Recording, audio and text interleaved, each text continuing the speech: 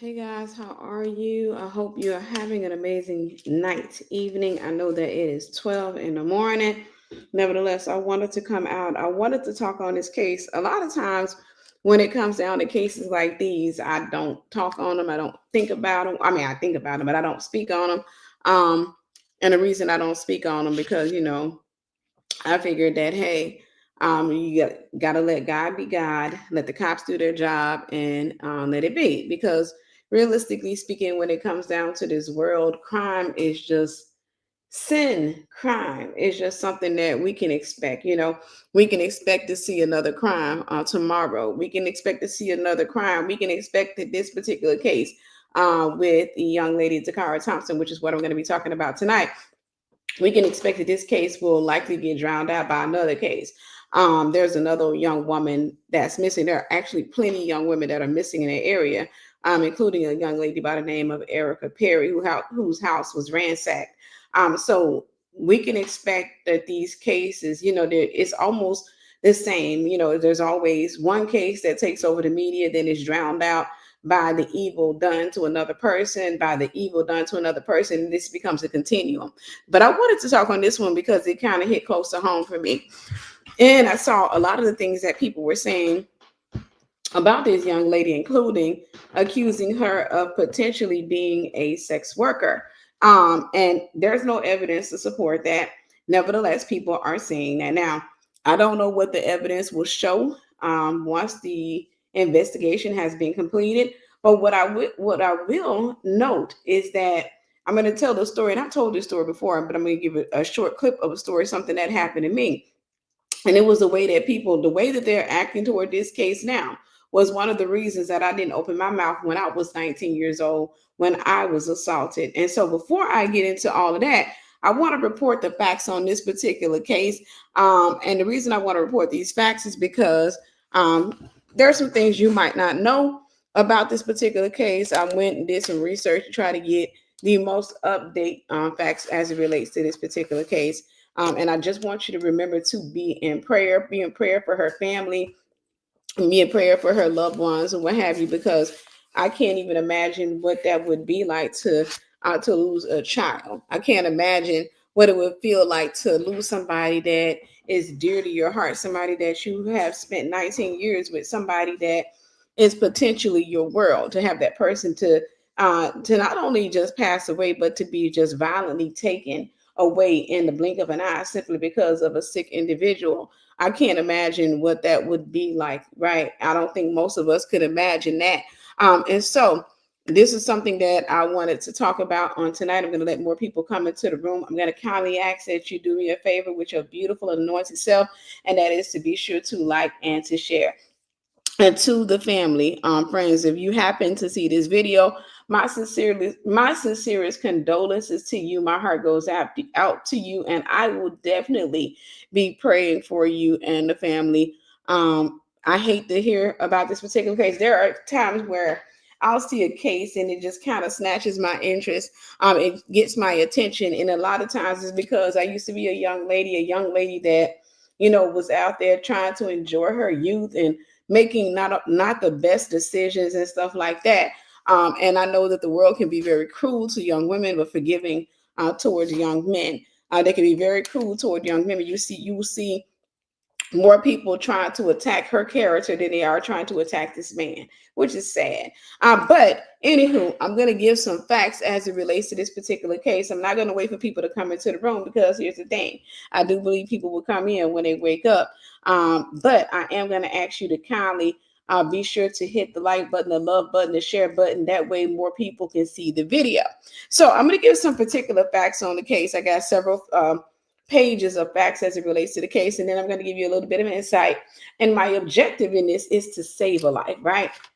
That's my objective in this, is to save a life. I believe wholeheartedly. The Bible says older women come out and teach the younger women. I believe wholeheartedly that every last one of you, as ladies and even men, I believe you have the potential and the power to save a life by sharing your story. Not only by sharing your story, but giving people insight, giving people wisdom, right? A lot of times we like to sit around and just kind of cast our opinion upon one another. talk about the facts as it relates to a story, but we don't necessarily do anything outside of that. Consequently, there are a lot of people who perish. And I am going to say this out loud. I do believe that many of you, if you were to use your voice, many of these catastrophes would have been and could have been avoided. All right. I do believe that if you would use your voice, and when I say use it, I'm not talking about calling your best friend. I'm not talking about just kind of posting it to your social media. I'm talking about coming out, sharing your story. The Bible says, and they overcame him by the blood of the Lamb and the word of their testimony. You overcome the enemy by your testimony, but you also help other people to avoid these type of traps, which is why I am no longer ashamed of my story. There were years where I used to be ashamed of my story. I used to be ashamed of the things that I had gone through in life because I had been such a ratchet young lady, but I was ashamed of my story. But then, I got older and I realized that, hey, you were a young lady. You were a broken young lady at that. So you did the things that broken young women do. So with that being said, I wanted to come out. And again, I'm going to start with the facts as it relates to this story, and we'll go from there. Now we're talking about Da'Cara Thompson. We're talking about the young lady whose body has been found. They've done an autopsy, but they haven't reported their findings. And there are a lot of details as it relates to this investigation that they are not yet sharing. I know that, when it comes down to details, we want to dig because we want to be the first to know. We want to be the first to report, but just a little bit of wisdom. Be careful what you're trying to dig for. Be careful what you report, because at the end of the day, you can report something that could potentially compromise the case. So I wanted to make sure that, the things that I share are public record. I didn't want to go any deeper than that, because I understand that if I go deeper, what could potentially happen is, again, I could do an investigation that most people, I know how to search, right? But I could do an investigation to pull out details and stuff like that could potentially harm the case. So just keep that in mind for those of you who like to report on stories like these. You don't want to go out and go to digging, and then all of a sudden you're pulling stuff up that could potentially compromise the case. So just keep that in mind. All right. Ratchet to righteous. That is my story. All right. So she was reported. We're talking about Da'Cara Thompson. As a reminder, she was reported missing on August 23rd. If I say any of these details wrong, please forgive me, guys. It's okay to correct in the comments, but just be kind about it. I do know that, I'm reporting the dates that I've read and what have you, that I watched several videos, I've read several articles, but if I say anything wrong as it relates to the dates or what have you, just kind of correct in the comment section. All right, so she was reported missing on August 23rd after she left her father's house on August 22nd to go get gas. So she said she was going to get gas, and she also told her dad that she was out. All right, so this indicates that, she was out maybe trying to have a little bit of fun, trying to hang out or what have you. She spoke with her father via text message just before midnight that night, saying she was getting gas and out and that she would be home soon. Her father ended up calling her that night after she didn't return home, but she didn't answer the call. On August 24th, her family tracked the last location of her phone. It pinged between the intersection of Jasmine Terrace and Riggs Road in Hyattsville, Maryland. Once they went there, they found her car, and that's when they called the police. All right. Police were able to recover video footage from the night she went missing, showing her leaving her vehicle at 3:06 a.m. She pulled her car over on the wrong side of the road in front of a fire hydrant. She left her key fob, wallet, and purse in the car. I want to stop there real quick because there are reports that she was potentially trying to do, doing escort work or what have you. I hate this type of stuff. I hate that type of reporting as it relates to people, because when you are a young lady, everything that's associated with your name. If you're young and you're partying or anything like that, everything that's associated with your name is going to be kind of centered around sex, and you got to be doing something wrong, and it's your fault that this happened to you. I was on TikTok and I was disgusted at the videos that some of the people, were reporting.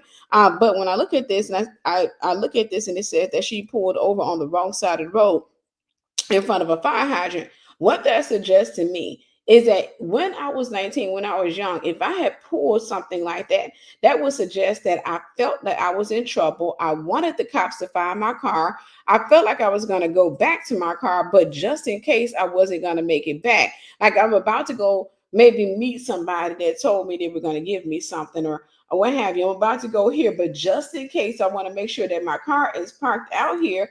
I'm trying to alert the cops that there could be potential danger. And then leaving her stuff in the car, it was indicative of the fact that she genuinely believed that she was going to return or that she wanted her car to be identified. So I think we have to look at facts in cases like these and ask ourselves questions, instead of just coming out and saying, oh, she just went got in the car with this stranger, and she was trying to do some sex work or what have you. No, she pulled her car on the wrong side of the road.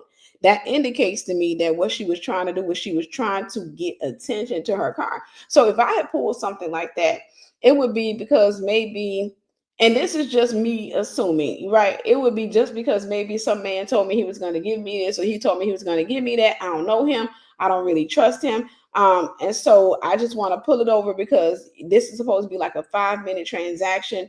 And it's not necessarily a sexual transaction. Maybe he told me he bought me something. I'm going to tell you something that happened to me when I was 19 years old, when I get to the end of this. But he told me he was going to give me some type of reward or something like that. And I don't know him like that, but I really want that, whatever it is that he's promising me, because I'm young and, naive at this point. And so, but just in case, because I'm expecting to return to my car within the next 5 to 10 minutes. Just in case, I don't return to my car, I want to alert the cops so that, they'll pull up and they'll see my car. They'll run a search on my car, and they'll be able to look and say, oh, this belongs to this young lady. We found her stuff up in here. So that will make them do an active search, right? So I think that she was a smart young lady, and that is a possible reason why that she left her car there. That doesn't suggest to me that she was doing sex work. That doesn't suggest to me that she believed that she was about to go somewhere. All right, other facts. She walked over to the SUV that her potential killer, or her killer, Hugo Hernandez Mendez, was driving. She approached the passenger side window, spoke with the driver. According to surveillance, it said that she spoke to the driver, or it showed that she spoke to the driver for about a minute, and then she entered the SUV. Now, one of the things, and I'll talk about that. But one of the things that she entered the SUV, there's a lot of things that we can talk about. We'll talk about that a little bit later, so I'm not going to go into that. So I'll go back into the facts. She entered the SUV. There are assumptions about that. Why would you enter the SUV of a stranger? I'll give you insight into that. Court records indicate that they likely arrived at the house Hernandez was staying at around 3:47 a.m. Now, she parked her car around 3:09 a.m., but she arrived at the house with the guy around 3:47 a.m. I looked it up. It was about a 21-minute drive from where she potentially was to that particular space, or what have you. Her car was her phone was deactivated around 5:03 a.m. that morning, just 1 hour 16 minutes later, indicating that in that small window of time, a crime was about to take place, or a crime had already taken place. All right. A resident of the home reported hearing that a resident of the home that Hugo Hernandez, the alleged killer, was in, reported hearing Hugo having sex and then a grunting sound, which made the roommate believe that someone wasn't enjoying the sexual encounter. So they heard sounds of sex and grunting noises, and people are, really upset about it, because they're saying that, these people just sat there and they were in the house, and they hear this stuff going on. Likely she was in a struggle, and they didn't bother getting out of their bed to come and help her. I got my theories about that as well. Police searched the home and found a French manicured fingernail, which they found missing on her middle finger of her left hand, I think. Hair, a wig, along with multiple pairs of women's underwear and lingerie, along with some blood evidence. Now, I know somebody gonna say, well, Sister Tiffany, I know that if they found underwear and lingerie there, that suggests that she was selling sex, and she went there specifically for sex. But I lead us to do some critical thinking. There is a potential or a possibility that lingerie or what have you did not belong to her. We don't know, or even if she did, it doesn't necessarily mean that she had got it for him. All right. They believe that there was a struggle. They believe that the car was murdered in that particular bedroom. It is not known whether or not Hernandez and Da'Cara knew one another. All right. Da'Cara's body was found on Sunday, August 31st, in a grassy area. Hernandez is believed to have thrown her body fully nude from a bridge in his attempt to dispose of the evidence. She was believed to have been murdered in the bedroom. He likely drove her body to this particular area and threw her off of a bridge in an attempt to conceal the crime. Blood evidence was found in the vehicle that Hernandez had been driving.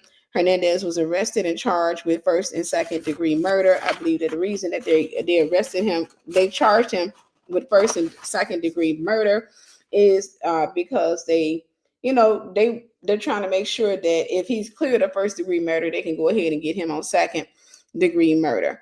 All right. Before I go into the facts as it relates to this case, I want to talk to y'all right quick. All right. Before I go into the facts as it relates to this case, there are a few things that I wanted to talk about. One of the fact that she walked over to the SUV and she leaned over in the passenger side window, which people are used to seeing sex workers do. She leaned over in the passenger side window, and then she got into the car. Now, I know that what I'm about to do is pretty much what a lot of people on the internet are about to do, but like I said, I want us to start learning to engage in critical thinking, right? A lot of times, we sit up and think that, oh, that just automatically means that she was selling sex and she was negotiating with this man.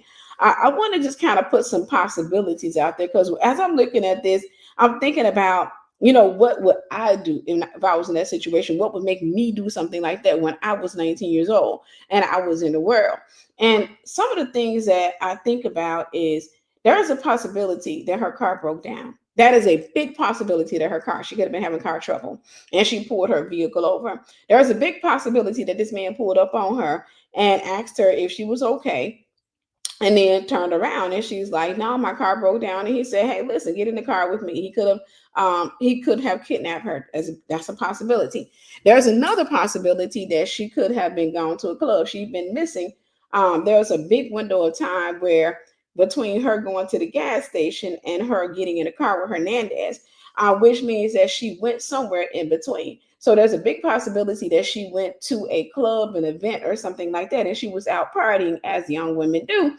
And then while she was out partying, she could have been roofied. She could have had that going on. People are known to do that kind of stuff, right? She could have been given a drug. And what men have a tendency to do, if they roofie a woman, a lot of times if that woman gets up and she goes and gets in her car, they will follow her because they know that she's going to crash that car, pull that car over, something's going to happen. Now, she didn't look like she was under the influence of anything when she pulled over. Most of us saw the surveillance video of her parking her car. She hit her alarm and then she got out and she seemed to walk soberly or what have you. But it is to say, I believe that she was a sex worker? Not personally. I hope not. I don't know or what have you, but I do believe that the world is a nasty place. And I believe that the world, when it comes down to young women, especially African-American young women, can be a very cruel place.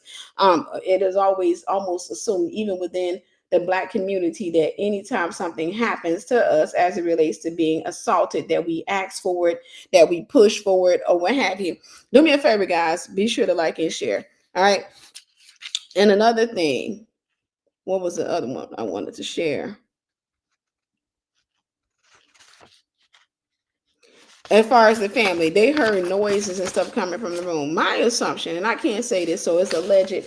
My assumption, there's no evidence to support this. My assumption is that I personally don't believe that this is the first time that that man has done anything like that. And I don't believe that the family just thought that it was just a sexual act going on. I think that the family is just basically the type of family that whatever happens is that, they just basically kind of turn their head to the crime. They sat back and they decided that, hey, listen, whatever's going on in there, we don't need to know, we don't care to know. And I believe that some of the blood evidence may come back to show that it's not just her blood, that you may find Erica Perry's blood, or not to say that he is responsible, but you may find blood evidence from other women that are in that room or what have you. All right, I'm gonna give you some facts. I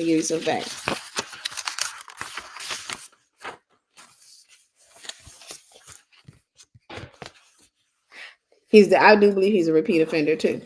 I believe it. So I'm gonna give you some facts in the case, give you 3 of them.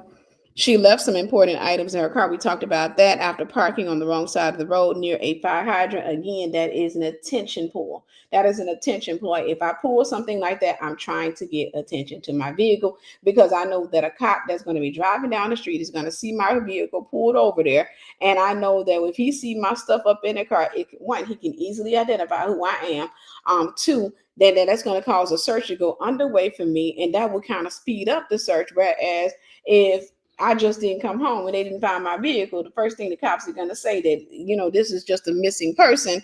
And at the end of the day, she's a grown person. So she may have made a decision to go out on her own. So if I pulled some stuff like that, I'm only doing that, or I would have only done that to draw attention. Number two, she was out late. She likely had been at a club or an event since her last communication with her father had taken place just before midnight on the night she went missing. And number three, Hugo Hernandez, her killer or her alleged killer, is an illegal immigrant from Guatemala. He had been arrested in April for driving under the influence. He was released while his trial progressed.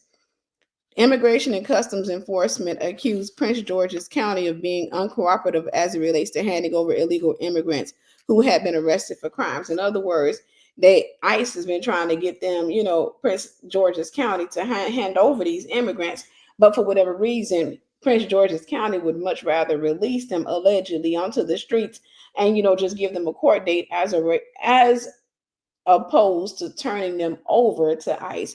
That to me suggests that maybe somebody in the office did not agree, or somebody, in power did not agree with, this whole immigrant thing going on or what have you. And so they were just releasing people. Now I want to share something that happened to me when I was 19. This is the reason why I took such an interest in this particular case. And this is the reason why I found it to be a little bit upsetting with, when it comes down to how people are responding to the case. At the end of the day, I'm not going to sit here and say that she was innocent. I don't know what she did. But what I will say is this: when I was 19 years old, like many of you, we did some really messed up stuff, right? And by the grace of God, I'm still here. I don't know about you, but by the grace of God, I'm still here on this side of eternity because I did some dumb stuff when I was 18 years old. I did some dumb stuff when I was 19 years old. I did some dumb stuff when I was 20.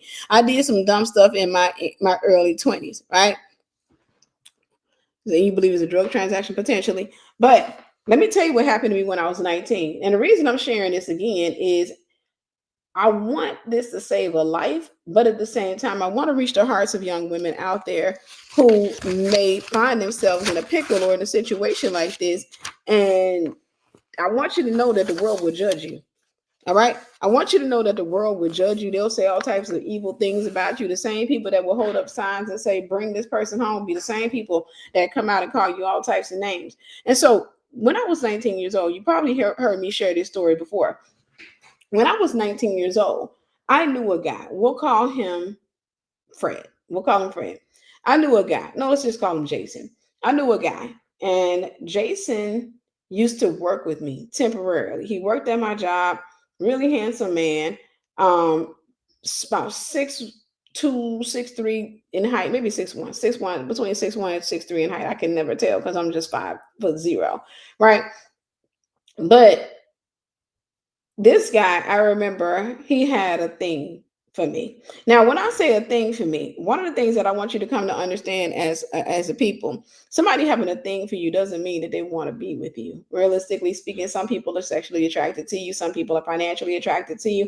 Some people are just curious. Some people are actually visually attracted to you. There are different types of attractions out there. And one of the things I always say, you need to test the type of attraction a person has to you to see what it was. Now, Jason, I believed, had a physical attraction to me because Jason seemed to be relatively perverted. Did anything ever go down between Jason and I?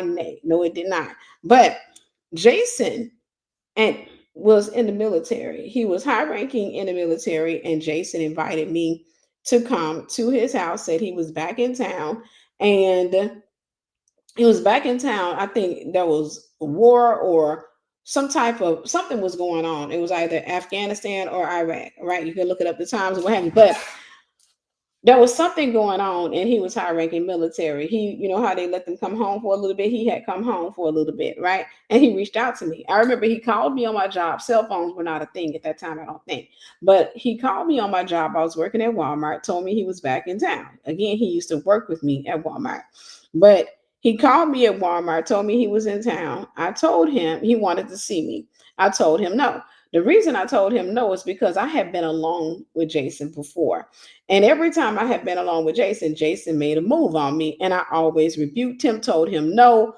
all that. But the thing that made me feel safe enough to go around him was because every time I had been around him, that had worked. Okay, that when I told him no, I had actually even went to a hotel with room with him before. I didn't go to the hotel like with him to book it or to go into the hotel with him. I have a memory, and I don't remember what it was, but I remember it was something dealing with work. Something I remember him calling me from a hotel needing help with some paperwork or something like that. That's what I remember. I remember going to the hotel and helping him with that. I remember him making a move on me that day, and I remember yelling at him and going off of him, and I got him to stand down. So for me, I felt a false sense of security because he seemed to respect whenever I would put up a boundary, right? So what ends up happening was he comes back from the military and he reaches out to me and he says, "Hey, I'm back in town. I'd love to see you." And I said no, because we weren't in a relationship, but I had my history with him trying to make advances toward me. Um, I told him no, and I told him that I was engaged, which I was. I was in a relationship and I had a fiance. And he said, "Tiffany, you and I have always been friends. We've always been cool. Regardless of, anything we've gone through, we've always been cool." And he said, "I just came back. I don't remember if it was Afghanistan or Iraq." He said, "I just came back. I'm here temporarily and I bought you some jewelry back." Let me tell you a little bit of something.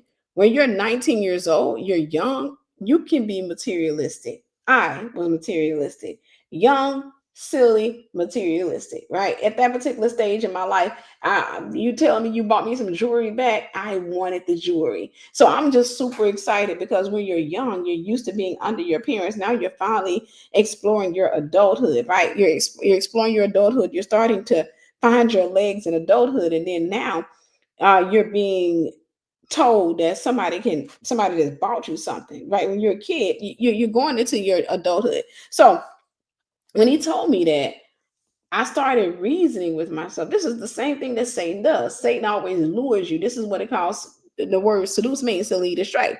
So in that, I'm thinking, oh, I got some jewelry and it's going to be real jewelry, not gold plated, not any of that. It's going to be real jewelry all the way from overseas. I got to go over there and get this jewelry. So I told him, okay, made it clear that, hey, ain't nothing going down. I got a man. He was like, no, cool. I just, we're friends. We're good. He gave me, I don't remember if he gave me the address or already knew where the house was, but I went to the house.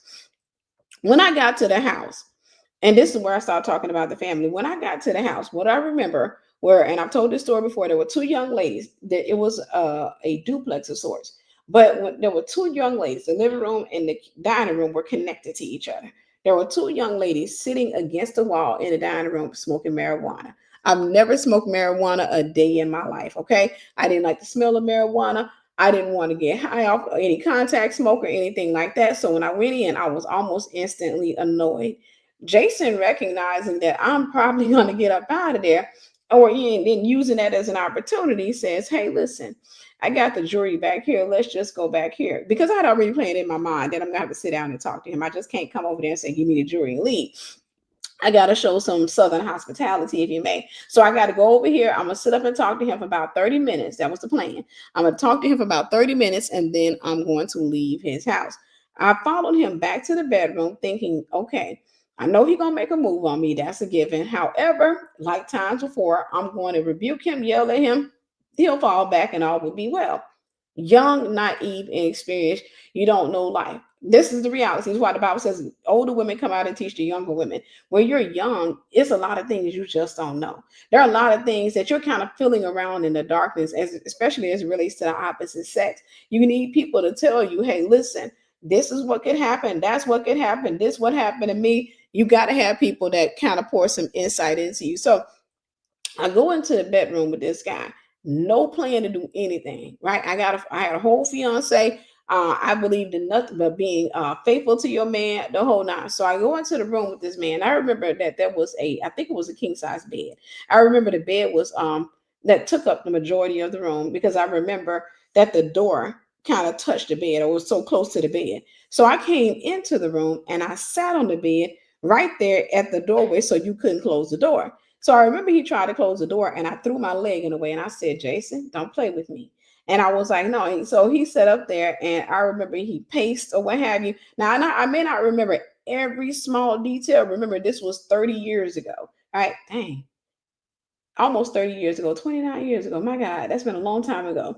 But I remember he paced a little bit, and then I remember I think he tried to close the door a couple of times. I'm not sure, but I remember that all of a sudden I weighed 100 pounds soaking wet. I think I remember, and this man's 6'1", between 6'1" and 6'3", muscles, just pure muscle, not a skinny guy at all, not a fat guy, but he was just pure muscles. He was athletic build, or he looked like a bodybuilder. This man stood to his feet, or he was just pacing in front of me. This man squatted down, scooped me up all of a sudden. So I started screaming at him because I'm just thinking boys will be boys, right? I'm thinking he being dumb, he being silly, but I'm just gonna scream at him. So I started screaming at him. And I started cursing at him. I was like, Jason, what that? What you doing? What have you? Don't remember my exact words, but this is the gist of it. I remember while he was doing it, he closed the door because he had to get me out of the doorway, and he closed the door. And then he fell on top of me on the bed. He kind of just leaned forward and fell onto the bed on top of me. And I started cursing him out. I was going off on him. And my brain, this gonna work because this worked the last time before. Even though he hasn't taken it this far, it's gonna be a ha-ha moment. He gonna get up and he gonna be like, man, why you keep playing with me? That's what was happening in my brain. I'm young and inexperienced. So I'm going off on him. I'm cursing. I'm yelling at him. And then all of a sudden I hear him say, shut up. And I remember, I don't remember in the order of which things happened, but what I do remember was that he started strangling me. I remember that he started strangling me. And I remember at first I thought he was playing until I looked in his eyes and I saw darkness and anger. I remember looking in his eyes and he started saying, you always keep teasing me. You all been teasing me. He's not looking in my eyes when he's saying this, right? So he proceeds, he's got one hand where he got a forearm on my neck, trying like strangling me. He got the other hand trying to pull my pants off. And when I realized he was serious, that's when I won't even say fear took over. I think anger took over, and then fear eventually took over. But I remember him strangling me. I don't even want to say fear. I think for me it was just I got to get out this predicament. I got to get out this situation because I don't even think your brain has time to be in fear in many cases like that. So, or I don't know about everybody. I think my brain just went straight into I got to get out this situation mode. He went and this guy went and he just kept trying to strangle me, trying to get my pants off. I locked my legs. I put both my legs together and I locked my legs together. So he couldn't pull my pants down because I locked my legs. Now I'm not gonna go into every blow by blow in detail. What I will say was that this event took a long, long time to me. I just remember he would strangle me, he would yell at me, he threatened to take my life.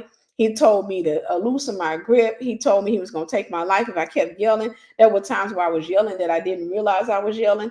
Anytime he found me yelling, he would put his forearm down on my neck all the more, or what have you. And he would try to do that until I got weak, or what have you. I was screaming. I remember remembering that there were two young women in the dining room, and I'm hoping that they'll come to the rescue, but they did not come to the rescue.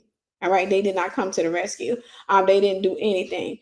So I'm up in there locking. Now, at the end of this event, I kept telling him, I started crying and saying, I got to go get my sister. I got to go get my sister, what have you. At the end of this event, I remember he couldn't get my pants off because for whatever reason, and it's sad for me to say, at this point, I felt like I would much rather be dead than to be assaulted. I've been assaulted before. So I was fighting with everything in me. I was determined, like, this is not going to happen. At the end of the event, he successfully got my pants off me through strangulation, right? He successfully got my pants off me. But when he did that, when he got them off me, I put my legs back together and I locked my legs. In me fighting him so strong, he actually lost his erection, if you wait. Sorry, I don't want to be so candid. He actually lost his erection. Um, He got weak and he told me, you better be lucky or something like that. He lost his erection because I was just constantly fighting or what have you. Just a little FYI, fear turns the devil on. I'm sorry. I'm gonna talk demonology. I said I was gonna stay away from demonology in this particular lesson, but I have to say this: fear turns the devil on. When you're in situations like that, it is never a good idea to display fear, because fear does not make. Because one of the things that we think as human beings is that people will show empathy, that they will empathize with us, that they will look at us and they will say, "Oh my gosh, I feel bad for what I'm doing. I feel bad for this person." No, you have to understand that the person is not only demonized, but in many cases, they are turned on by having authority and power over another person. This type of thing can turn them on. And so, whenever you're displaying fear in situations like that, it's not working in your favor. Instead, it begins to work against you because it continuously turns that person on. In this particular case, I will say there were a lot of mistakes that I made, but by the grace of God, God kept me. Now, I remember once he realized that, nothing was going to happen, he allowed me to put my clothes back on and he went into manipulation mode. He started fake crying and telling me that the doctors had diagnosed him with a disease. And I looked at him and he was like, "Oh, no, no, nothing like that." He was like, I remember him telling me that he had a tumor around his heart, and the doctor said they couldn't operate. It was inoperable, and that he only had 2 months to live. I remember him telling me that his objective was to impregnate me because he wanted to leave an heir here, and he believed I would be a great mother for his child. Did I believe that? Absolutely not. What did I believe? I had the good sense that the Lord gave me, and I knew that was his way of thinking, that was flattering. Okay, that he was flattering me, that he was, "Oh my gosh, you want me to carry your kid? You want me to have your legacy?" He was like, "I got my military benefits. If you have my kid, all these military benefits will come to you." That was his way of trying to basically get me to not say anything, trying to cast himself as a victim, trying to cast himself as a person that made a rash, but irrational decision, that while it impacted me, he was in a desperate place. Right. That was his way of trying to play the victim. What ends up happening is I played into it, which is another point. One of the things that you never do in a situation like that, like I said, my objective here is to save a life. One of the things you never do in a situation like that is you never show anger. You never show, like, if, let's say, for example, if you've been assaulted or there was an attempted assault, you have to be careful not to show, "I'm calling the cops, I'm doing this," what have you. One of the things that I did in that moment was I pretended to understand. I pretended to feel sorry for him. I pretended to show empathy towards him. I pretended that, "Oh, like, okay, now I get it. I understand." Why? Because I knew that he was in a desperate place. I could see it in his eyes. I could see it in his pace. Right? I can see it in his eyes. I can see it in his face. I recognize that once that event was over, right, that he started thinking about the repercussions of what he had just attempted. And so then fear started to take over him, and he started to think, "Oh my gosh, this woman gonna have me arrested. I'm gonna go to prison. I'm gonna lose my military benefits." He started having all types of thoughts, I'm pretty sure. So he went to pacing back and forth. And I remember literally thinking that this man is thinking about taking me out. I remember thinking that he's really contemplating what to do with me at this point.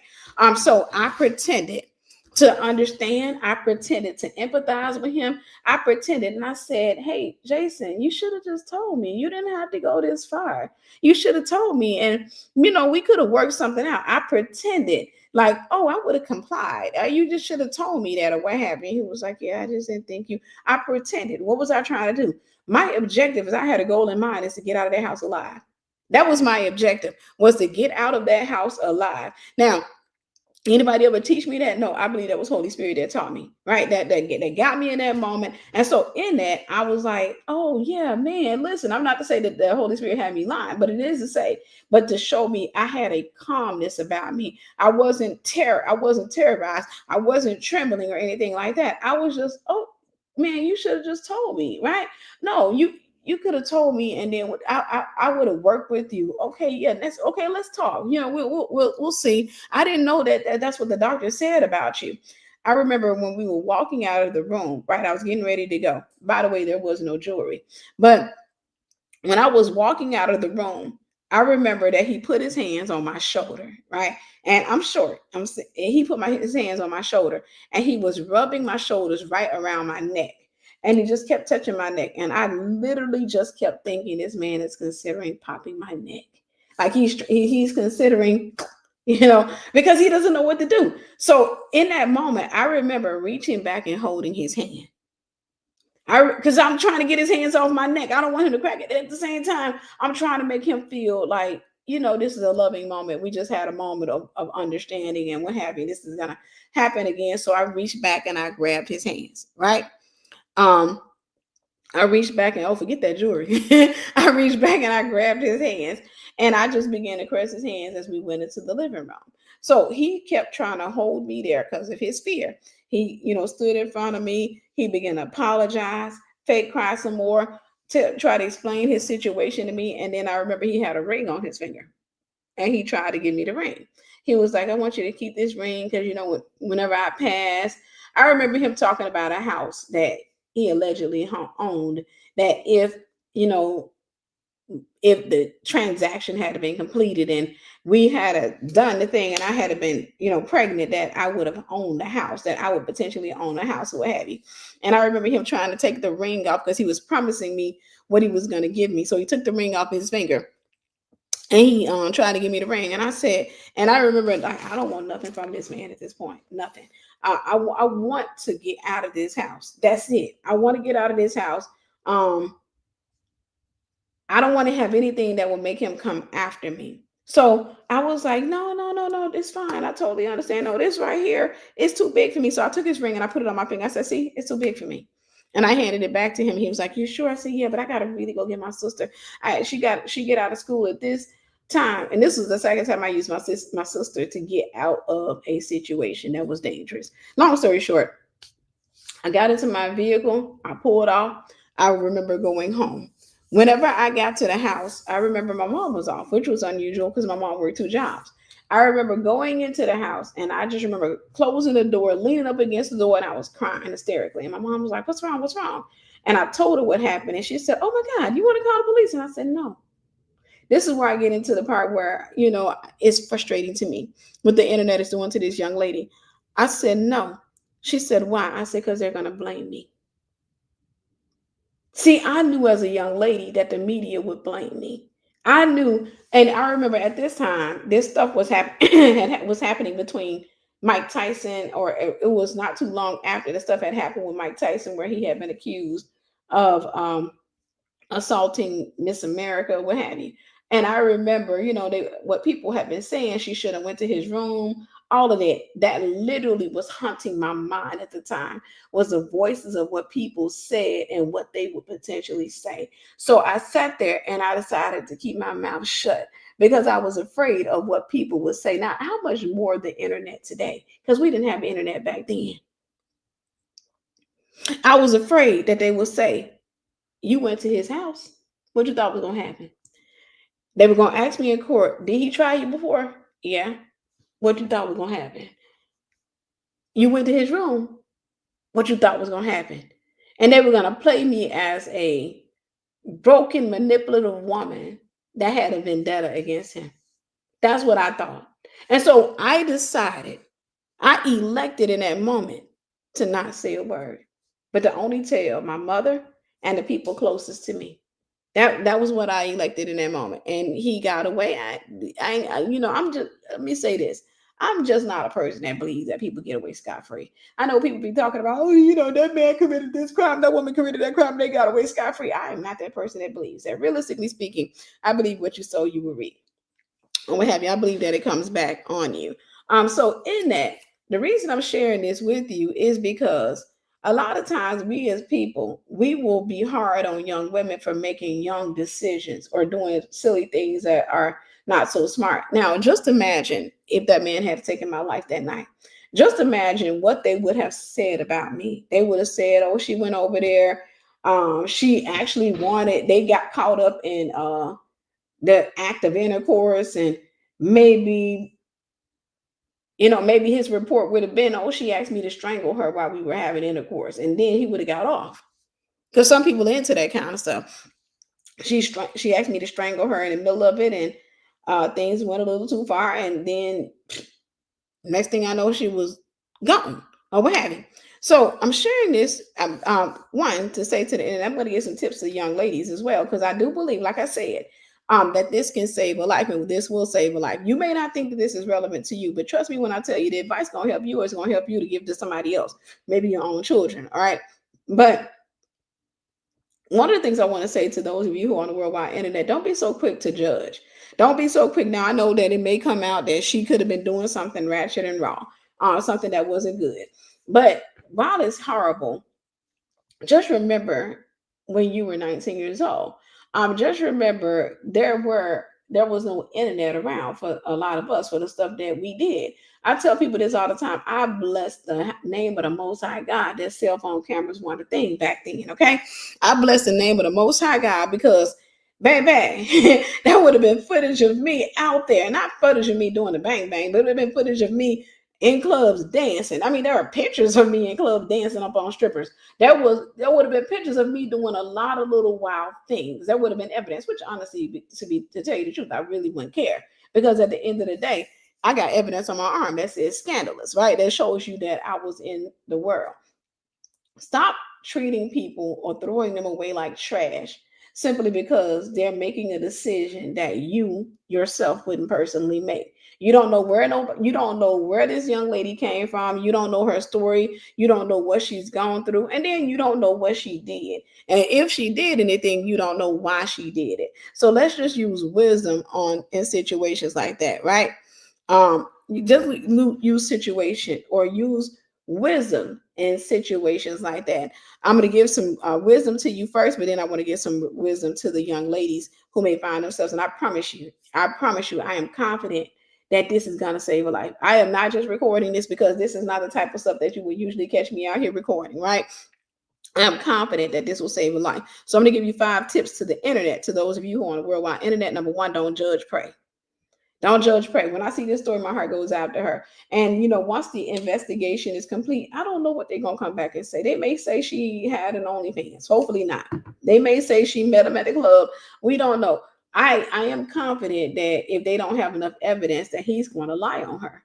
That he's gonna say, oh, she was selling herself to me or what have you. But realistically speaking, just because he said doesn't mean that it's true. But don't judge, pray. Number 2, don't rush to speculation. Pray.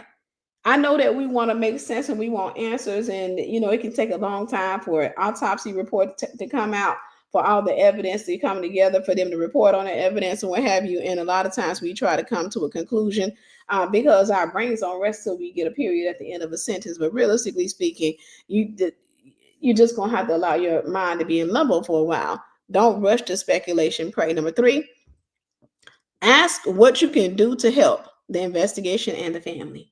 Rather than being a spectator on the sidelines, just always wanting to talk about what's going on, ask what you can do. Pray about it. Ask the family. Ask people, what can I do? Just figure out what can I do to help this investigation, help to push this investigation along. All right. Sorry, I'm fighting something. I'm fighting something. I felt like a cold was trying to get in my body today. I've been praying against that thing. I'm like, no, no, no, no, no. You shall not come into this body of mine. And number 4, pray and ask what you can do to prevent this crime from repeating itself. Pray and ask what you can do to prevent this crime from repeating itself, right?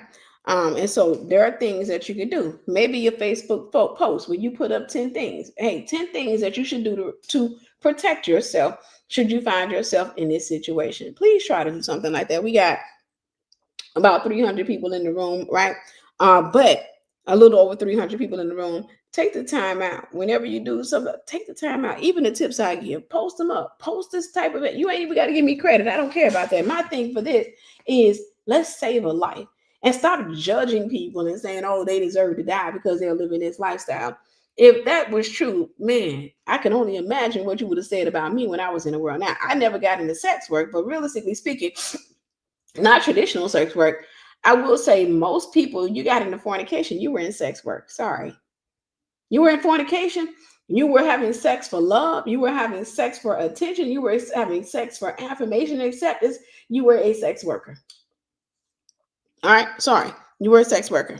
Number 5, don't compromise the investigation. Talked about that. Don't go and try to dig up stuff that, because you want to be the first to report on it.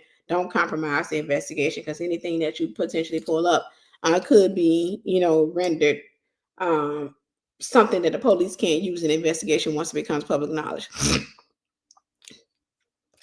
A few notes that I wanted to report. There are many women missing in that area. It is possible that Da'Cara wasn't Hernandez's first victim. I talked about that earlier. I really personally don't believe that she was his first victim. Look for other women to come forward. I do believe that may potentially happen. I believe that the family knows more than what they're sharing. Also, when it comes down to situations like this, a young lady, if you are around a young lady and she's living that party lifestyle, she's younger, what have you, take the time out, just pour some love into her. Take the time out, just pour some advice in her. You know what I found about a lot of young ladies that I've come in contact with? They be wanting that. So a lot of times we can see them out there tattooed up, cussing or what have you.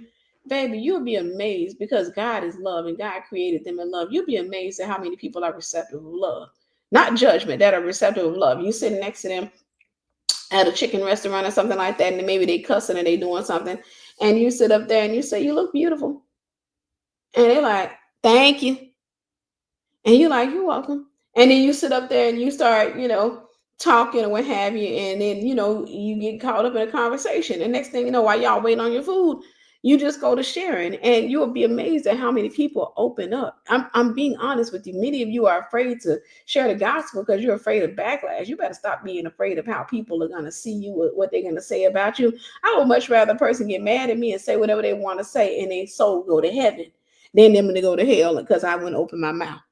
All right. So take the time out, and open up and share your life, share your testimony with other people. I share my testimony, and even though for years I was ashamed of my testimony, for years I didn't want to share my testimony or what have you. But again, there are many women missing in that area, and it is possible that she wasn't his first victim. I do believe that there are going to be other people coming out. Now, I got some advice for the youth. And I hope you guys write these down. I got 12 pointers for you, right? Do me a favor. Be sure to like and to share. I know that we're not talking about demonology today. We're not talking about how to get a man or what have you, which means that it'd be lower views because most people are self-centered. But this right here, this lesson here, could potentially help to save a life amongst the living. All right. So number one, don't party with strangers. Create your own fun. I know, because like I said, there's a time where her dad last talked to her right before midnight, and then she parked her car a little after 3 o'clock. So there's space and time that, between that time she was somewhere. And my assumption is that, again, she could have been at a club, she could have been at an event, and she likely ran into him there. She probably came in contact with him there. He could have possibly followed her from there. Then again, she could have just saw him there, right? But don't party with strangers. A lot of times you go into these places, they will roofie you these days. That means put a drug in your alcohol, or they'll try to find some type of way to get access to you.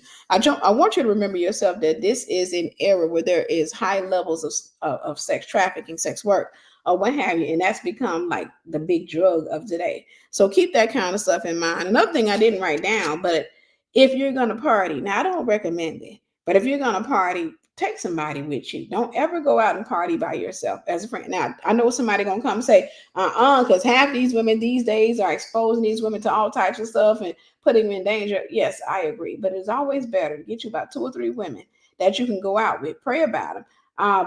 And I'm not telling you to go out, but at the same time, you can't stop what people are going to do, especially when they're young. But make sure you have somebody to come out with you. Don't just take yourself out there, because when you're alone, you are going to be more of a target. Okay. Number 2, don't be bedazzled by gifts, money, and promises of a good time. When you're young, what ends up happening is, a lot of times, how when you're a little kid, they tell you that whenever somebody's trying to kidnap you, typically they pull up in a white van and they're going to offer you ice cream or a puppy. They're going to offer you candy and stuff like that, and you just say no to them, and then you run in a different direction. When you get grown, that doesn't change.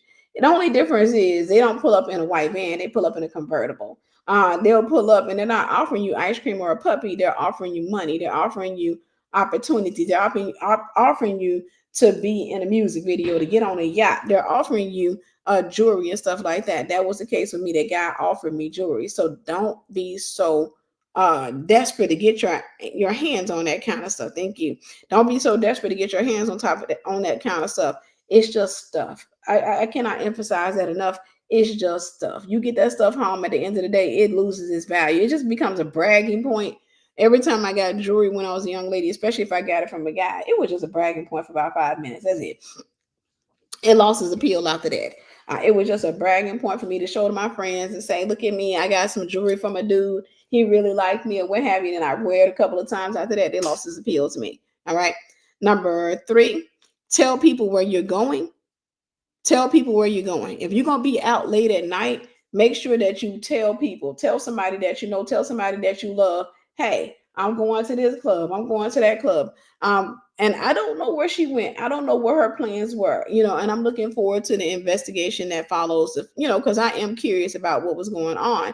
But tell some people where you're going whenever you're going to go out somewhere. One of the things that, and I'll go to number 4. Number 4, have someone to track your phone. Send tracking updates. They were able to track her phone, thankfully for her family. But if you're going out somewhere and it's late at night, send a tracking link to somebody and say, hey, just sending this to you because I'm about to go out. I mean, I'm going out by myself. Again, don't go out by yourself. I got in an Uber and I had an incident in an Uber about 3 weeks ago. About 3 weeks ago, I had an incident that was potentially dangerous in an Uber. Thankfully, I had another young lady with me. We were coming from an event. And we taken an Uber back. And I'm so glad I had her with me. By the grace of God, I had her with me. We were coming back. And the first red flag was that the Uber driver, when he pulled in, he almost hit the van, the shuttle bus that was carrying other people out. He drove around there real rough, and you could tell just by his driving that he was angry. Like literally, you could see from his driving that he was angry. Wisdom pointer, don't get in the car when you see that. Cancel the ride. Just lose the money. I should have canceled that ride. I did not cancel the ride. I didn't use wisdom. So we end up getting in the car. By the grace of God, the young lady insisted on getting on getting in the car behind, the seat behind him. She opened the door for me on the other side. And I was like, no, I can scoot over. I can go over to the other side. And she just, no, sit down. I got it. And so I'm grateful that she did that, because I don't have much sense of direction when it comes down to Georgia. And what ends up happening was I ended up, this man, he was driving wild. Like he was driving rough. I'm talking about, I don't remember if he was running stop signs, but I almost think he was. But he was driving real, real rough. And you can see that he was upset. You can see he was frustrated. The spirit in that car did not feel good at all. It didn't feel that, some of y'all say the energy in that car, it didn't feel good at all. And I remember the young lady, she was looking at me, and I kept looking at her. And we were talking about the event because, he's in earshot. We're talking about the event. But she keeps looking at me, and I kept looking over at her.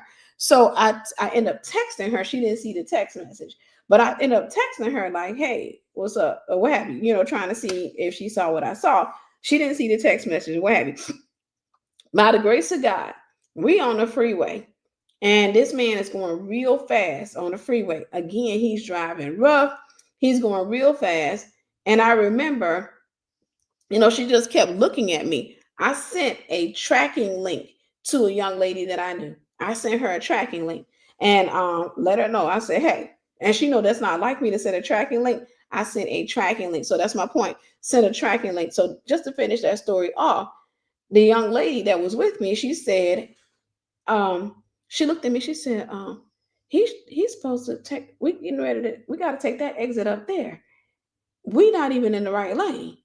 And so this man is going, and I'm like 80 miles an hour. I said, sir, you're coming up on the exit. You're going to have to get in the other lane. He literally ignored me. Didn't say a word. She finally, as we going up there, she leaned from behind him and she said, we need to take that exit right there. That exit, you're about to pass the exit. He went all across the lanes, didn't acknowledge it, didn't say, oh, my bad, nothing. He just went across the lanes and drove into the exit. Like with this anger. He pulled on when he got onto the exit.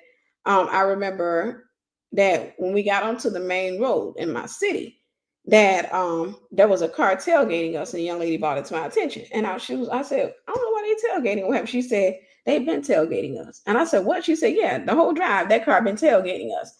And I said, I got something for that. And I grabbed my purse. I said, that's okay. I said, I got something for that. We talked about Jesus. I remember there being a shift in the car when we mentioned Jesus. I kind of remember seeing his eyes move a little bit. But long story short, that car tailgated us almost nearly to my house. But they ended up turning off. They ended up turning off by the grace of God. He gets us to the house. We get out the vehicle. Okay, we get out the vehicle. When we get out the vehicle, we were talking about it, and man, we both came to. She said that man was not trying to bring us home. I said, I know. The young lady I sent the tracking link to, she said she was watching him go into residential areas. She said, "Why is he going in those areas? Why is he like he going? He's not taking you towards your house." When after the ride was over, me and the young lady, we sat in my house and we talked. Uber sent a link. They sent us the thing, to send a tip and stuff like that. They sent the picture of the man that they sent was not the same man that drove us. The man that drove us was Latino. He looked to be about 35, 36. The picture they sent was an African American man about 60 years old. All right. So it is to say, be careful out here. I learned in that, because Uber has it where you can look. So you want to compare the tags. If you're getting in an Uber, you want to compare the faces of the driver, all of that kind of stuff. I don't know what happened in that situation, but what I will say is by the grace of God, right? We are still here by the grace of God. But I can honestly say that, and I need some guys here. You know what's crazy? That situation was so intense. But because we've gone through so much trauma, we literally sat there and it was hard for us to even conceptualize like that we were in danger. Like we knew it, we felt it, but it was hard for us to come back and just say, hey, y'all, this was a dangerous situation. Because at the end of that, we were just like, I can't believe that happened. Who would believe something like that, right? It was just a crazy situation. All right, where were we? Number 5, stay prayed up. Before you go anywhere, I pray before I go anywhere. I pray when I wake up. I pray when I go to bed. Stay prayed up.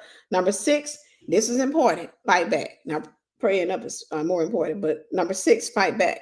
Never enter a stranger's car or house. So let's say if you're on the street and a stranger pulls up on you, right? And they pull a weapon and they say, get in the car. Don't get in the car. You're more likely to be annihilated if you get in a car than if you just took off running. It is better for you to run and potentially suffer a wound, a pew pew wound. Is better.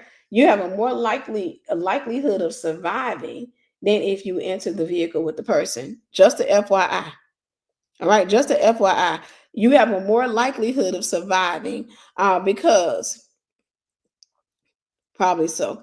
But you have a more likelihood of surviving whenever you don't enter into a vehicle, or if you are in a situation and you're being assaulted, fight back.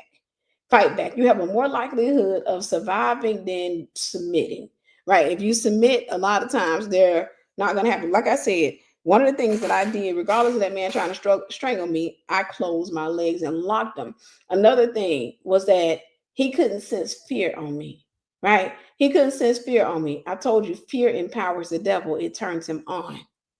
He couldn't sense fear on me, even though I'm pretty sure there was moments where I felt fear, but he couldn't sense fear on me. I don't know if I felt it. I don't remember. What I do know is that I was in survivor's mode.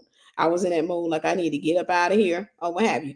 But always remember, and please share this with your daughters. Don't just be watching this live and stuff like that, but share this with somebody, right? One of the things that I think annoys me that even right now, that lives like these don't get a lot of attention from the church, because we much rather believe that, hey, we can use the sense that the good Lord gave us, and we only want to talk about men, houses, and cars. That's all we want to talk about. That's all we want to log into is men, houses, cars, the latest gossip, or what have you. But always remember, tell your daughters to fight back. Number 7, take self-defense classes. Take self-defense classes. Also take some pew pew shooting classes as well, but take self-defense classes. Number 8, carry a weapon. Always make sure that you're carrying a weapon on you. I remember one day I was walking Milo, and this was some years ago, and I saw this young lady, and she had her dog, and she was walking her dog, and I remember seeing this guy pull up on her, and he was looking at her, right? And he just, driving his car real slow, what have you. And I kind of stayed around to make sure that, ain't nothing go down. And I went back into my house and I came out and I pulled back up on her and I pulled over and I handed her some pepper spray. I said, carry this with you, because I used to see her walking the neighborhood all the time. I said, carry this with you while you're walking. All right. And I don't be afraid to use it. I need every woman to invest in it, right? Get you a pew pew, but also get you some pepper spray. Another thing, not just pepper spray, bear spray. The difference between pepper spray and bear spray is bear spray obviously was created for bears, but the beauty in bear spray, pepper spray will spray up to 3 feet. Bear spray sprays up to 35 feet. I use bear spray to protect from, like if I'm walking Milo, to protect from a charging dog. I don't want to wait till somebody gets within arm reach or 3 feet of me in order for me to have to use my weapon. So I do carry bear spray sometimes. So I carry several things on me. Always carry bear spray. All right. Always carry you some pepper spray and give some to your daughters, your nieces, your granddaughters, what have you. But make sure you're carrying a weapon. Also carry your pew pew. All right, you can definitely get it on Amazon. The pepper spray, I have pepper spray on my key ring. I also have bear spray. I have weapons on me at any given time. All right. Number 9, show your humanity in captivity. You said make sure to spray downward so it doesn't get on you. Love it. Thank you. Thank you for that. And for those of you who watch this live, do me a favor, put in the comment section some suggestions that will help other people. I do believe that this will help people. So, number 9, show your humanity in captivity. Show your humanity. They found there was a case where a serial killer had kidnapped a young lady. He got into her house and he was kidnapping her. And he had taken out a lot of people, a lot of women. And one act, and I don't remember which story it was, but I just remember watching this. It was probably like 10, 15 years ago when I watched this story. But they said the thing that saved her life was that she said, can I get my coat? And they said that saved her life. Said, can I get my coat and my shoes? And they said that saved her life. Now, they said because in that moment, one of the things that you got to remember about when you're dealing with a person who is a serial unaliver, somebody who is a rapist or what have you, one of the things that you have to remind yourself is that they see you as an object. So you keep trying to reach for empathy in them, you're not going to find it. They see you as an object. And this is one of their coping mechanisms to protect them from having to deal with guilt and all that other stuff. So your best bet is to show them your humanity. And in that, when I say show your humanity, I'm not saying, like I said, keep fear out the equation. I'm not saying cry. I'm not saying beg. I'm not saying do this and look them in the face, because most of the cases that's not going to work. Showing your humanity could be something as small as, like the lady did, say, can I get my shoes? Can I get a drink of water? Can I put my coat on? I really got to use the bathroom before we go. Showing your humanity increases your likelihood of surviving the attack, because what you're doing is you're making them clock out of that objectification and making them start to see you as a human. All right, making you see them as a human. Keys in between your fingers while your hand is in your pocket and brass knuckles. I love it. Thank you, Sister Danielle. The keys in between your fingers while your hand is in your pocket and brass knuckles. Make sure you carry those, guys. Make sure you carry those.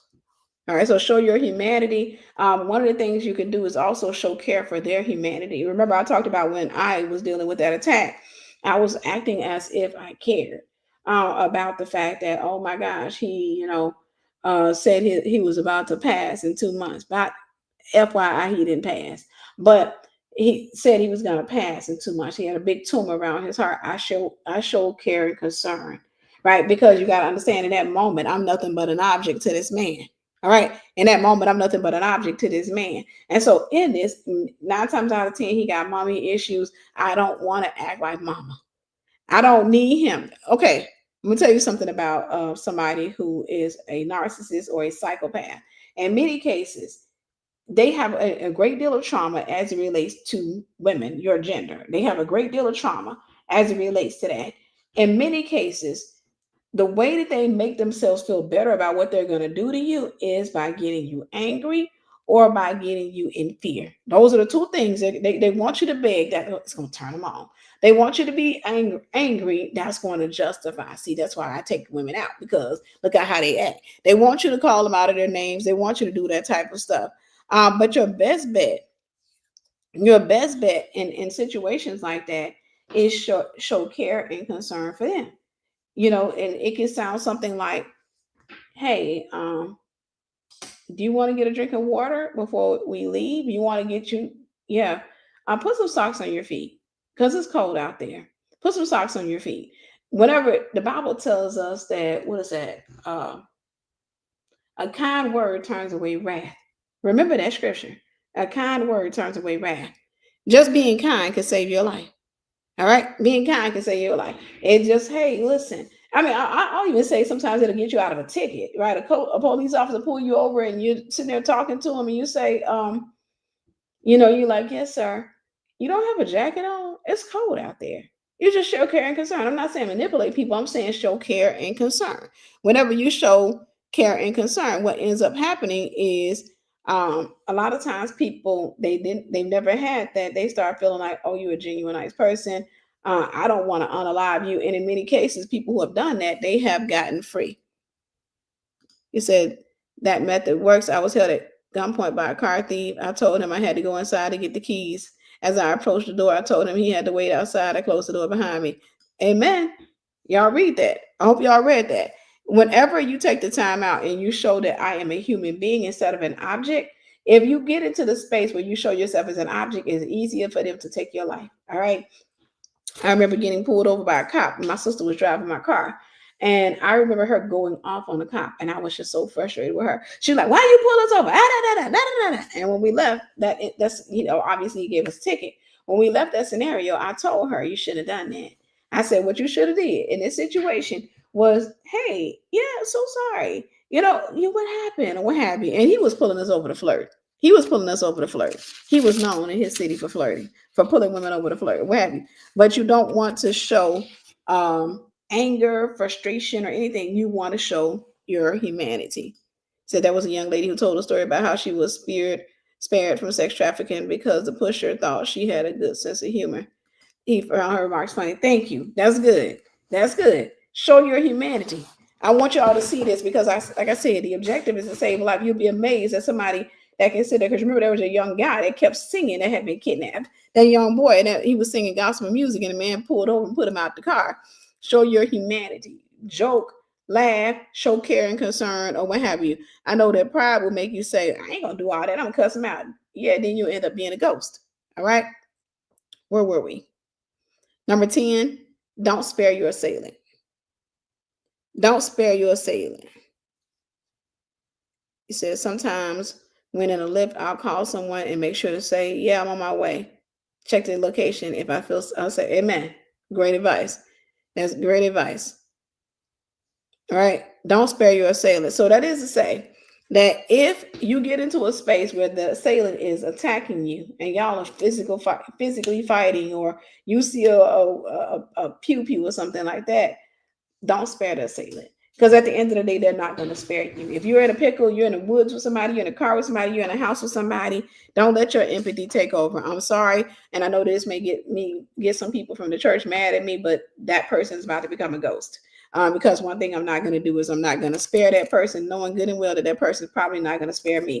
I always say, if Freddy Krueger was Jason, Michael Myers, Freddy Krueger, that foolishness I used to watch back in the day, I used to say there wouldn't be no return. There wouldn't be a return. Now, Freddy Krueger, he came back in the folks' nightmares, but there wouldn't be a return of Michael Myers or what is that? What was his name? Michael Myers or Jason. There wouldn't be a return of them because they used to hit them with the car and then they keep moving, and I'm like, nay. My little happy tail would have hit him with the car, back the car up, hit him with the car again, back the car up, hit him with the car again until they would have been dismembered. Then I would have found a lake nearby and taken their body parts into an alligator. Like it would have been in different parts of an alligator. You're gonna wake up in the belly of an alligator because I'm making sure he gone. All right. So don't spare your assailant. In cases like that, you may find yourself in a dangerous situation. Don't get too empathetic and end up sparing your assailant, unless the Lord tell you otherwise. But don't spare your assailant, because 9 times out of 10, they're not going to spare you. Number 11, if your car breaks down at night, stay in the vehicle and call the cops. You hear what I said? If your car breaks down at night, stay in your vehicle and call the cops. Don't get out of your vehicle and walk away from the car. If it runs out of gas or anything like that, don't leave your vehicle. Stay in your vehicle and call the cops. Even if there's somebody outside of your vehicle, if at all possible, if there's no other place open around you that you can sprint to, stay in your vehicle and call the cops. Alligator Alcatraz, I'm trying to tell you. Number 12, if you suspect you've been drugged, tell the bartender. Let's say if you're at a club or something, tell the bartender or call the cops. There was a young lady that was in Walmart or one of those stores recently I saw on TikTok where somebody had tricked her. They was doing fake missionary work and gave her a paper and she touched it. And then immediately she started feeling woozy, all of that kind of stuff. And then she noticed some men were following her. And it dawned on her that the lady that had come to her and tried to give her that paper had likely had some type of substance on that paper. So this is to say, if somebody tries to hand you paper, hey, look at this. I want to introduce you to our Lord and Savior. Don't touch anything. These days, hear me when I say don't touch anything. When I was getting ready to shoot my short film, one of the things that I remember, me and one of my students, we were going the day that we were shooting our short film. I remember it was we had to run by Walmart to get some stuff to take on the set. And I remember we were going into Walmart and there was this lady out there and she tried to hand us a rose. And both of us said no. Right. Immediately, my first thought, that Mississippi stuff came in at it. Right. My first thought was I was getting ready. I was about to think to reach and not to pull my hand back. I remember looking at her and, seeing how stern. And I was like, yeah, stern. Right. And so don't touch anything. If somebody says, I want you to see this right quick, don't touch it. No, thank you. Hey, here's a CD I want to sell you. No, thank you. Hey, here's this. No, thank you. I don't touch anything these days, right? And if you see something on your car handle, like tissue paper, don't pick it up. If there's anything in your windshield, don't touch it. I think you guys should know all these things. This is all over the internet, right? Don't take business cards from individuals. Keep your phone charged. That's right. Keep your phone charged. All right. But if you suspect you've been drugged, tell the bartender. This lady, when she suspected that she had been drugged, I think it was in Walmart.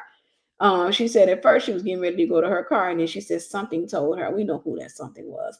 Told her to go to the front of the store, tell the cashier, tell some people, go out into a public space, so that they could see her, and that's what saved her life. So make sure you're not going into a private place. She was talking about how they said that most of us, when we start feeling woozy, drugged, all of that kind of stuff, our first instinct is, I want to go somewhere private. I want to go get in my car. I don't want nobody to see me. No, go somewhere public just in case you faint. Go somewhere public so that people can see you, and also make it known, I'm here by myself. I don't know anybody in this store. Because you don't want the man to come walking up and say, hey, that's my girlfriend. She had a little bit of too much to drink, and you don't know him while you over there passed out or you are intoxicated. So make sure you tell the person this is what she did. When she got up there to the people, she said, hey, I don't know this person. Okay. I don't know anybody up in this store. Or what have you. If you called your husband, or anybody, you can tell the people in the store, hey, I called this person, say the person's name, make sure they show ID, but also make sure you call the cops. Get a fast charger. That's right. Keeping your hands to ourselves was taught us from day one, right? So if you suspect that you've been drugged, tell the bartender if you happen to be up there, and call the cops. Don't go to your car. Don't go to a private place. Don't go anywhere with anybody. If anybody grabs a hold of you, make sure you yell out, I don't know this man, or I don't know this person. Make sure you yell out. And don't just yell it out, because sometimes when you're yelling things out, people have a way of tuning you out. Just a little FYI, look them in the eye.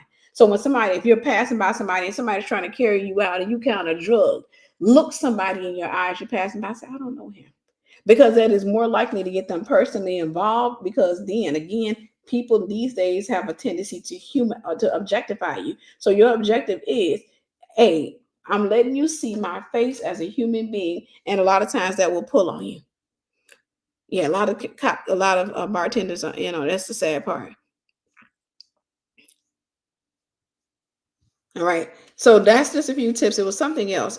Just for those of you who are watching the video, who watch the replay, be sure to share this video. But one of the things I recommend is that you not only share this video, but that you put some tips in the comment section, right? When it comes down to it, if you happen to be out, I think it was something I was going to say. If you happen to be out and somebody offers you a ride, I don't care if it's in the middle of the night, don't take it. Don't take it. Um, I don't care how friendly they sound, how protective they sound. Don't take the ride. Utilize your car. Utilize your phone. Call some family members, some loved ones. If you can't reach them, call the cops. If you can't reach them, call the cops. Hey, I'm over here on this particular street. Come and get me. I don't know anybody out here. I was unable to reach my father, so I'm just out here. I got my car parked. I got it parked near a hydrant. End up making sure that you call the cop. Always be aware of your surroundings, right? Be aware of your surroundings, and also don't show fear. I remember I went to Walmart, and this was a couple of years ago. I parked my vehicle, and I got out. I was heading in Walmart, and I remember there was this man in a pickup truck, and he was looking at me, holding his wheel. His wheel. He was doing this right here as I was passing by. I looked over, I looked, and he was like, I looked at him, and I just kept walking. And when I looked back over, what was he doing? Demons like fear. The reason that man wasn't going to approach me, one, I got the spirit of God in me. But also because what God taught me is that in cases like that, people don't approach you when they don't see fear. They're less likely to approach you when they don't see fear because they feel like you got something on you, that you got confidence, right? So there's that confidence is coming from somewhere. They're less likely to approach you.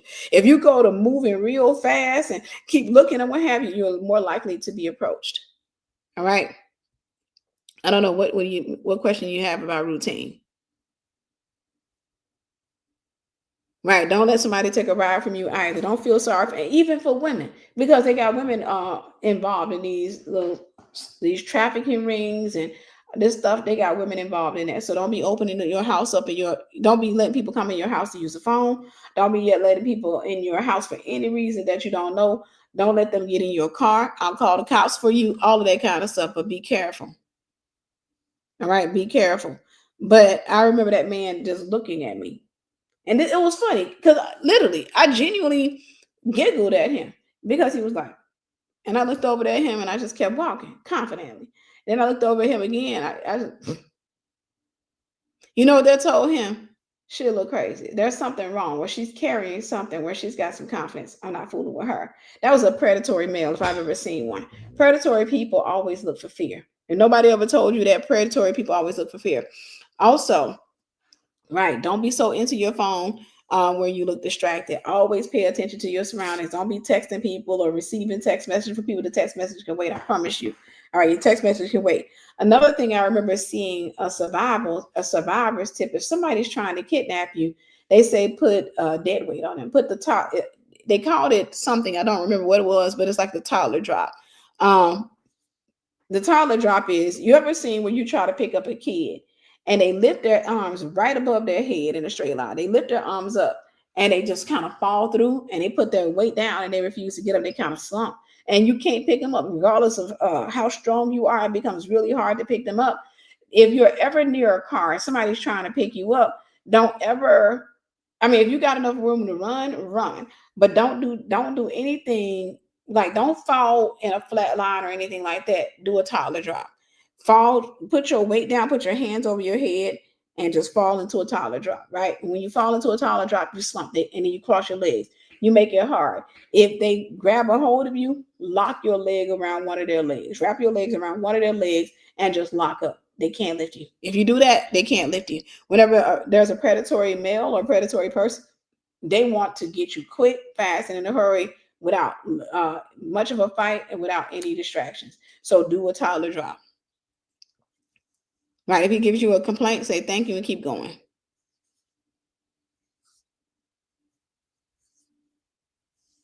Right. Never show emotion.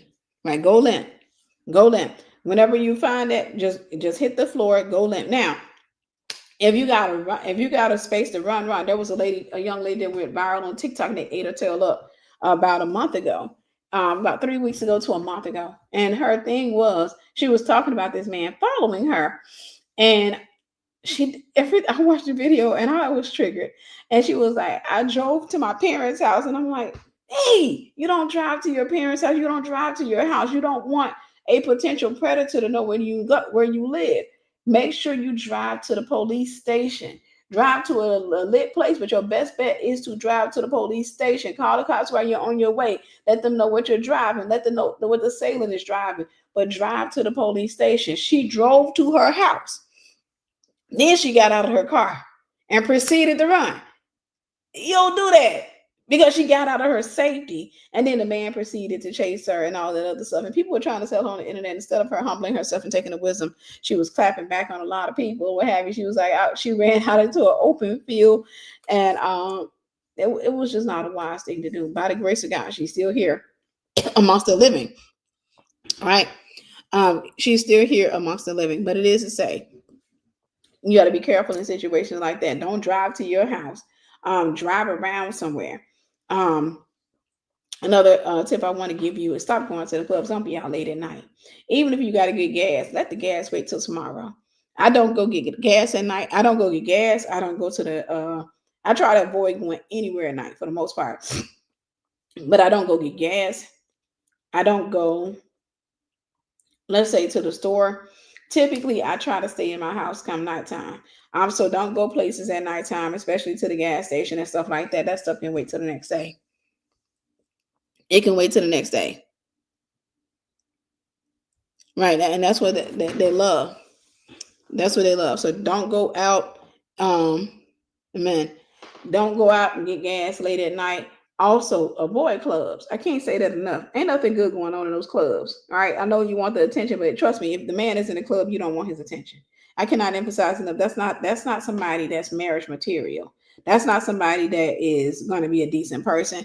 So don't go to the club. Don't go looking for love or attention. Just stay at home and chase God. Make God your number one. Again, I'm gonna get out for here because I didn't want to be on here very long. But I just wanted to say this. Just take the time out and pray for her family. I'm praying, and that justice be brought forward in this case. And that anybody else that may have been involved. I think the lady's husband had been detained as well. That anybody else that may be involved may be brought to justice as well. And that this kind of stuff does not happen anymore. And that's that. Stay off them dating sites, right? Stay off them dating sites. Sorry, guys. Like I said, I got something that's trying to attack my body. Y'all pray for me. Y'all, for real, pray for me. I'll pray against this thing. Isaiah 53:5. I'm quoting that over myself. I can tell there's something that's trying to attack my body, and we ain't doing it. I ain't going. But dating sites, stay off the dating sites if possible. All right. A lot of people end up missing simply because they keep going on these dating sites. Anywho, I love you guys. I hope this message bless you. Do me a favor, please be sure to like and share. You may save a life by liking and sharing. All right. I love you. I hope that this thing bless you. Put some links in it. Put some stuff in the comment section that may potentially help somebody or what have you. And we'll talk again soon. Bye-bye. Amen. Thank you, Zelle. Thank you, Tracy. God bless you. Love you guys.